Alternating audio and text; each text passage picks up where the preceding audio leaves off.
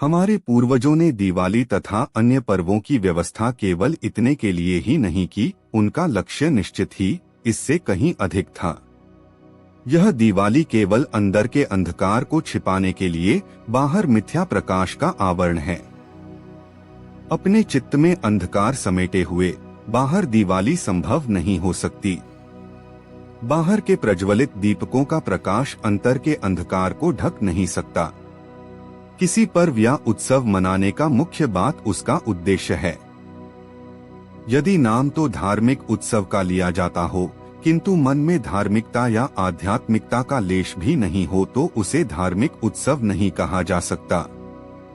जब दिवाली को राम की रावण पर विजय, सत्य की असत्य पर विजय से जोड़ा जाता है, तो यह भी देखना पड़ेगा कि वास्तव में रावण मर भी रहा है कि नहीं। आज तो हर मन में रावण दंदनाता विचरण कर रहा है। जिसके भी मन में झांक कर देखो, विषयों की कामनाओं की लंका ही दिखाई देती है। या तो इन उत्सवों को धार्मिकता का नाम मत दो, यदि देना ही है तो उधर चलने का कुछ तो प्रयत्न करो। आज दिवाली जुएबाजों का उत्सव बनकर गई है और जुए के साथ अन्य आसुरी वृत्ति भी चलती ही है। आंतरिक शुद्धिकरण के सतत चलने वाले क्रम का नाम दिवाली है। एक निश्चित दिन दिवाली केवल उसके प्रतीक के रूप में मनाया जाता है। रावण का वध करने से पूर्व राम को 14 वर्ष वन में रहकर तपस्वी जीवन बिताना पड़ा था। 14 वर्ष की निरंतर तैयारी के पश्चात ही वास्तविक दिवाली का अवसर प्राप्त हो सका। हम केवल सुंदर वस्त्र धारण कर, घर में रंगाई पुतवाई करवाकर, मिष्ठान्न भोजन बनाकर तथा दीपक जलाकर ही दिवाली मना लेते हैं, तो यह दिवाली भी वैसी ही मनेगी।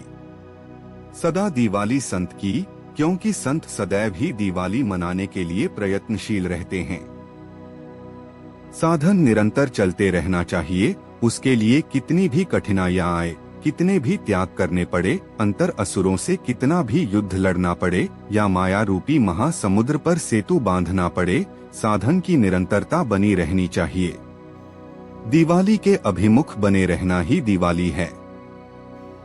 प्रभु कृपा से चित्त का अंधकार दूर होने पर ही अंतर दिवाली की आशा की जा सकती है। आपत्ति केवल उसी स्थिति में है जब किसी आयोजन के साथ धर्म को जोड़ा जाता है, जबकि धर्म के साथ उसका दूर का भी क्रियात्मक संबंध नहीं होता। भारतीय मनीषियों ने उत्सवों की स्थापना इस उद्देश्य की पूर्ति के लिए की थी कि साधारण जनता को आध्यात्मिक मूल्यों के लिए तैयार किया जाए। इसलिए हर उत्सव की पृष्ठभूमि में आध्यात्मिकता का समावेश कर दिया। राम के आदर्शों, स्थापित मर्यादाओं एवं लोकोपकारी सुकृत्यों को भूलकर केवल दीपक जलाने तक ही दिवाली सीमित कर दें, तो दिवाली दिवाला मात्र है। जब वास्तव में ही दिवाली की आंतरिक अवस्था प्राप्त हो जाती है, तो मन अलौकिक आनंद, प्रेम तथा प्रकाश से भर जाता है। अपने मन में राम को प्रकट करो, रावण का वध करो तथा दिवाली मनाओ।